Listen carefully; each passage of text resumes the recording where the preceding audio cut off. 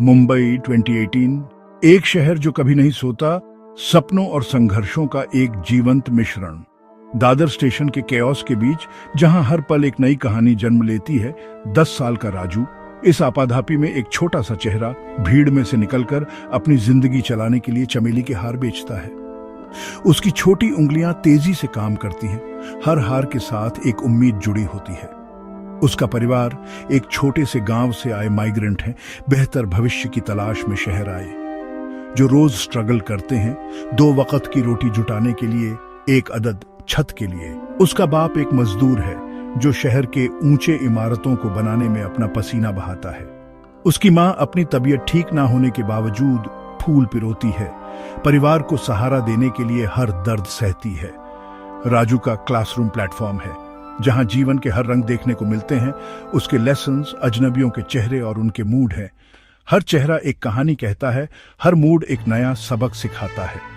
वह खिलौनों के सपने नहीं देखता, क्योंकि उसके सपने कुछ और ही हैं, बल्कि एक पेंसिल पकड़ने, एक किताब पढ़ने, ज्ञान की दुनिया में खो जाने का सपना देखता है, और गरीबी के साइकिल से बाहर निकलने के सपने देखता है। वह जानता है कि शिक्षा ही उसे इस दलदल से निकाल सकती है। उसका बेचा हुआ हर एक हार सिर्फ फूल नहीं है, खाने, दवाई, एक बेहतर कल की उम्मीद है। ये उसके परिवार के लिए जीवन रेखा है। फिर भी जैसे ही वह स्कूल के बच्चों को गुजरते हुए देखता है, यूनिफॉर्म में सजे, किताबों से लदे, उसकी पढ़ाई की चाहत और भी बढ़ती जाती है। एक ऐसी आग जो उसके सीने में धधकती रहती है। भले ही वह उसे मिलनी नामुमकिन लगती है, पर राजू जानता है कि सपने देखना ही जीने का दूसरा नाम है। एक शाम मानसून की बारिश स्टेशन पर जोर से पड़ रही है। आसमान से बरसता पानी मानो धरती को भिगो देने पर तुला है। हर तरफ पानी ही पानी है। कम्यूटर्स घर भाग रहे हैं, बारिश से बचने की जल्दी में। राजू और उसके मुरझाते हारों को इग्नोर करते हुए, उनकी नजरों में राजू जैसे कहीं है ही नहीं। रिजेक्शन उसे चुभता है, हर नहीं उसकी हिम्मत को तोड़ देता है, जैसे कोई उसके सपनों को कुचल रहा हो। हर अस्वीकृति उसके दिल पर एक घाव की तरह लगती है। हर बिना बिका फूल उसके परिवार के खाने के लिए एक खतरा है। ये सिर्फ फूल नहीं, बल्कि उसके परिवार की उम्मीदें हैं जो धीरे धीरे मुरझा रही हैं। डेस्परेट होकर वह राहगीरों से मिन्नतें करता है, अपनी आवाज में दर्द और बेबसी लिए हुए। वो हर आने जाने वाले से उम्मीद भरी नजरों से देखता है, शायद कोई उसकी मदद कर दे, लेकिन उसे बेरुखी और रूखे डिसमिसल्स मिलते हैं। लोग उसे अनदेखा कर देते हैं, मानो वो कोई इंसान नहीं, बल्कि कोई बेजान चीज हो। आखिरी उम्मीद भी खत्म हो जाती है और निराशा की गहरी खाई में वो डूबने लगता है, जब औरतों का एक ग्रुप नो चेंज कहकर हार खरीदने से मना कर देता है। ये सिर्फ कुछ पैसों की बात नहीं है, बल्कि उसकी आखिरी उम्मीद का टूटना है। हारा हुआ राजू एक कोने में चला जाता है, दुनिया से दूर, अपनी तकलीफ में अकेला। आंसू बारिश के पानी में मिल जाते हैं, उसकी पीड़ा को छुपाने की कोशिश करते हुए। भूख और हार का बोझ उसे दबा रहा है, जैसे किसी ने उसके कंधों पर एक पहाड़ रख दिया हो। उसकी माँ की दवाई जो शायद अब कभी नहीं आ पाएगी, एक वक्त का खाना जो अब एक सपना बन गया है, सब कुछ उन कुछ रुपयों पर निर्भर करता है जो वह कमा नहीं पा रहा है। वो जानता है कि इन रुपयों से ही उसके परिवार का पेट भरेगा, उसकी माँ की जान बचेगी। एक पल के लिए शहर की बेरुखी पूरी तरह से महसूस होती है। इस शहर में जहां लाखों लोग रहते हैं, वो बिल्कुल अकेला है। अचानक एक नर्म हाथ राजू के कंधे पर पड़ता है, एक अप्रत्याशित स्पर्श जो उसे चौंका देता है। एक दयालु बुजुर्ग महिला जो उसे अपनी छाते से बचा रही है। बारिश की बूंदें लगातार गिर रही हैं, लेकिन उसके छाते के नीचे राजू को थोड़ी राहत मिलती है। वह उसके पास बैठती है, सड़क के किनारे, जहां वह पहले अकेला बैठा था।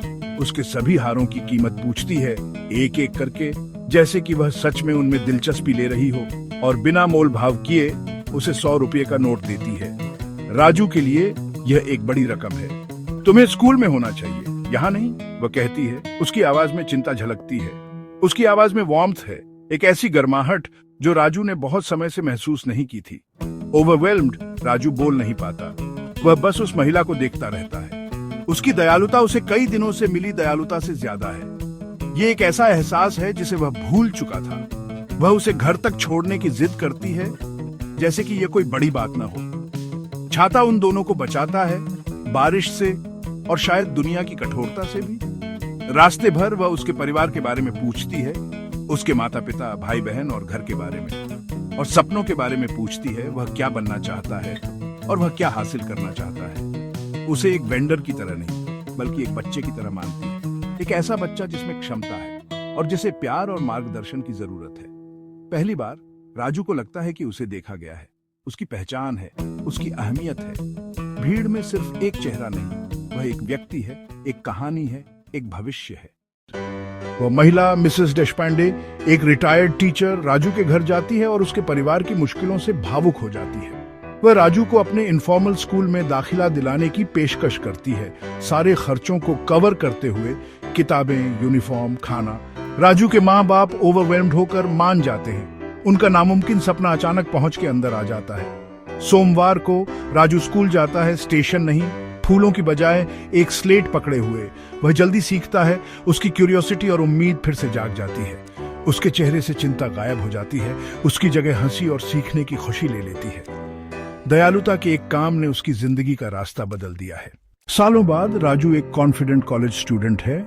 उसकी यह जर्नी मिसेस देशपांडे, जो अब उसकी प्यारी आजी है, की वजह से मुमकिन हुई है।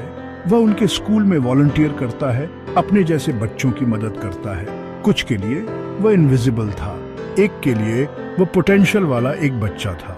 उसके छोटे से हाव भाव ने एक ट्रांसफॉर्मेशन शुरू कर दिया, कंपैशन की ताकत को साबित करते हुए।